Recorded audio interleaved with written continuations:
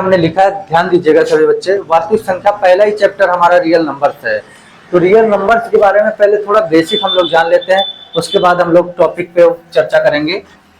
जैसे real numbers की ये बात कर रहा, तो रियल नंबर्स टू टाइप्स होते हैं। सबसे पहला होता है परिमेय संख्या, और दूसरा होता है अपरिमेय संख्या। बेटा परिमेय संख्या को रेशनल नंबर बोलते हैं और अपरिमेय को इरेशनल नंबर बोलते हैं। परिमेय और अपरिमेय संख्या होती क्या है, इनके बारे में जानो। संख्याओं का ज्ञान होना सबसे बहुत जरूरी है। आप लोगों को अगर संख्याओं के बारे में नहीं पता तो आप पूरी मैथ पढ़ डालिएगा, कोई मतलब नहीं, और आप हमारे साथ बने रहिएगा। गारंटी के साथ करें, मैथ और दिमाग में घुस जाए तो आप बता, मेरा वीडियो ही मत देखना कभी आगे चल के, ठीक है। देखिएगा, ध्यान से समझिएगा। परिमेय संख्या होती क्या बेटा? Rational numbers. परिमेय संख्या वो संख्या होती है जिन संख्याओं को हम p बाई क्यू के रूप में लिख सकते हैं और q does not equal to 0, यानी q का मान शून्य नहीं होना चाहिए। एच फॉर एग्जाम्पल, कोई भी एग्जाम्पल ले लेते हैं, 3/2, 5/2, 7/3, और उसके बाद माइनस का 3/2 कोई भी संख्या है, और 12, 15 ... ये सभी संख्या क्या होती हैं? परिमेय संख्या होती हैं, जो p बाई क्यू के रूप में लिखी जा सके और q does not equal to 0, q का मान 0 नहीं होगा। और सबसे बड़ी चीज ये है कि नोट पॉइंट में हम लोग ये लिख लेते हैं, जो हमारी शून्य है 0, ये भी क्या है? तुम्हारी परिमेय संख्या है। 0 भी कैसी संख्या है? परिमेय संख्या है। ये शून्य हमारी परिमेय संख्या है, ठीक। उसके बाद हम लोग इसमें बात करते हैं, एच फॉर एग्जाम्पल, कोई मान लीजिए हम लिखते हैं 3/2, तो ये परिमेय संख्या है। लेकिन अगर यहाँ पे डिनोमिनेटर यानी हर की जगह पे शून्य कर देंगे और p बाई क्यू के फॉर्म में लिखा है, और हमको इसने बोला है क्या, जो रूल होता है q डजंट इक्वल टू 0, यानी q का मान शून्य नहीं होना चाहिए। और यहाँ पे आप लोग देख सकते हैं q का मान शून्य है। अगर ये q का मान 0 है तो ये परिमेय संख्या नहीं होगी। दैट्स रॉन्ग, गलत है, ठीक है।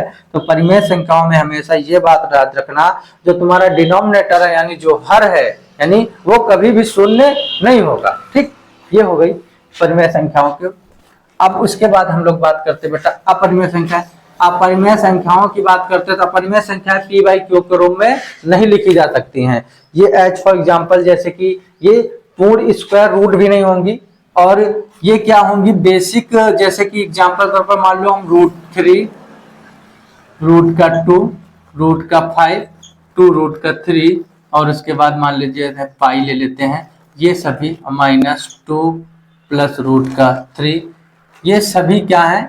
इरेशनल नंबर है, अपरिमेय संख्या। अपरिमेय संख्या परिमेय संख्या के रूप में कभी नहीं लिखी जा सकती। इतनी बात समझ में आ गई।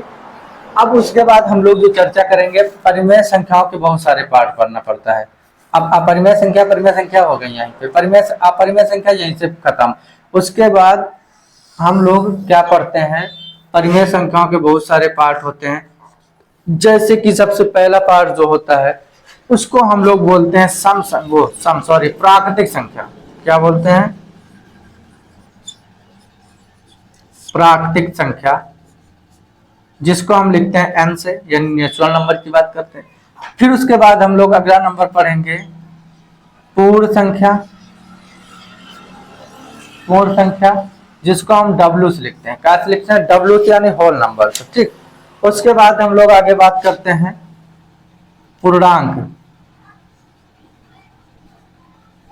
पूर्णांक संख्या, जिसको i से या z से लिखते हैं, इंटीजर्स नंबर होता है। फिर उसके बाद आगे हम लोग बात करते हैं सम, यानी इवन नंबर, और उसके बाद आगे हम लोग बात करते हैं विषम, यानी ऑड नंबर।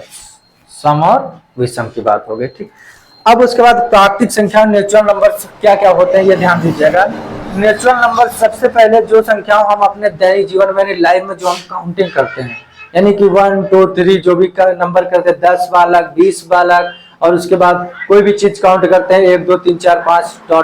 ठीक है। ये सभी हम लोग प्राकृतिक संख्याओं में आते हैं। तो यहाँ से लिखेंगे 1 2 3 4 ...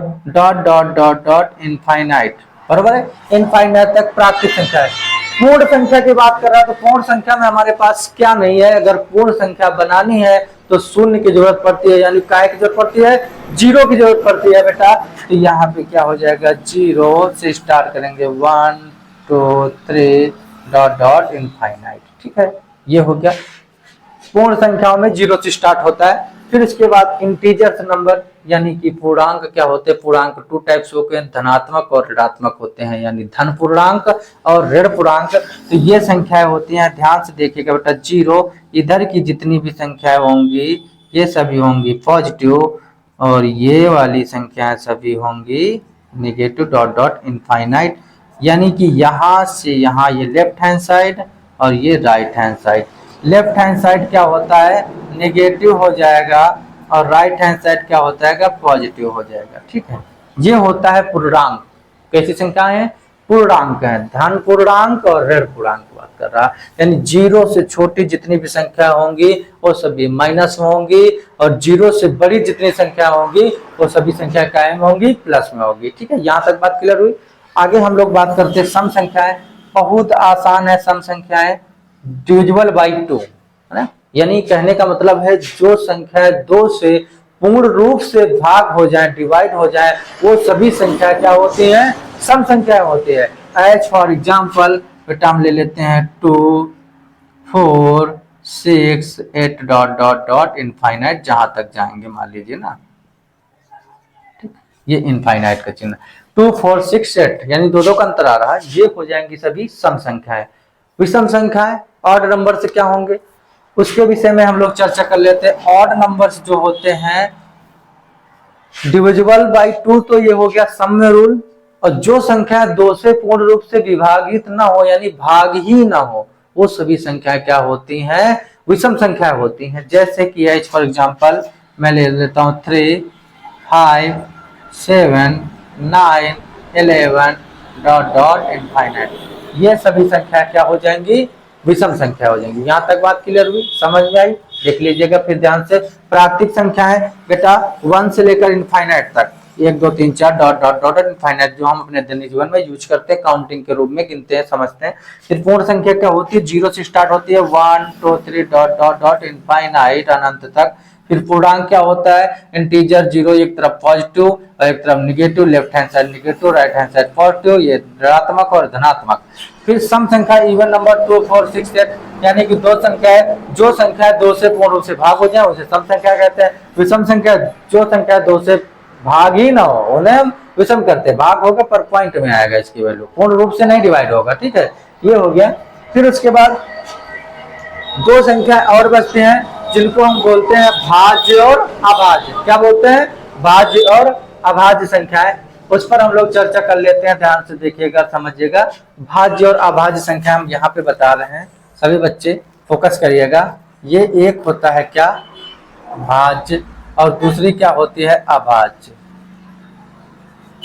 प्राइम नंबर, को प्राइम नंबर। भाज्य संख्या वो होते हैं जिनके एक से अधिक गुणनखंड हो, एक से अनेक गुणनखंड हो। समझ पा रहे हो बात को। जैसे कि सबसे पहले 4 6 8 9।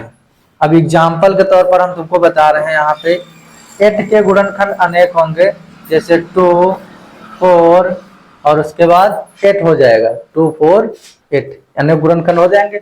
अब ये देखो 2 से भी डिवाइड होगा, 4 से भी डिवाइड होगा और 8 से स्वयं कटेगा। इसी जगह पे हम लोग ले लेते हैं कोई एक अदर नंबर, जैसे कि मान लो ले लेते हैं हम 5। ये 5 ऐसी संख्या है जो स्वयं से कटेगी और किसी से नहीं कटेगी, यानी जो 1 होता है, 1 तो सब में कॉमन होता है, 1 से डिविजिबल सभी संख्या होती है, यानी ये स्वयं से कटेगा। अगर इसी की जगह पे मैं ले लेता हूँ यहाँ पे 3 कोई नंबर, तो 3 भी किससे कटेगा, स्वयं से कटेगा, यानी 3 से कटेगा और कोई संख्या नहीं काटेंगे। अगर इसी की जगह पे मैं ले लेता हूँ 9, तो 9 देखो 3 से भी कटेगा और स्वयं 9 से भी कटेगा, यानी एक से अधिक गुणनखंड है। तो सीधी सी सिंपल सी बात है, भाज्य संख्याएं वो संख्या होती है जिनके फैक्टर यानी गुणनखंड अनेक हो, एक से अधिक हो। इसी का अपोजिट सेम हो जाएगा अभाज्य संख्या। अभाज्य संख्या वो होगी जो स्वयं से कटेगी, जैसे 2 स्वयं से कटेगी, उसका 3 और उसके बाद 5, उसके बाद 7, 9 नहीं होगा 11 13, ऐसे डॉट डॉट इनफाइनाइट।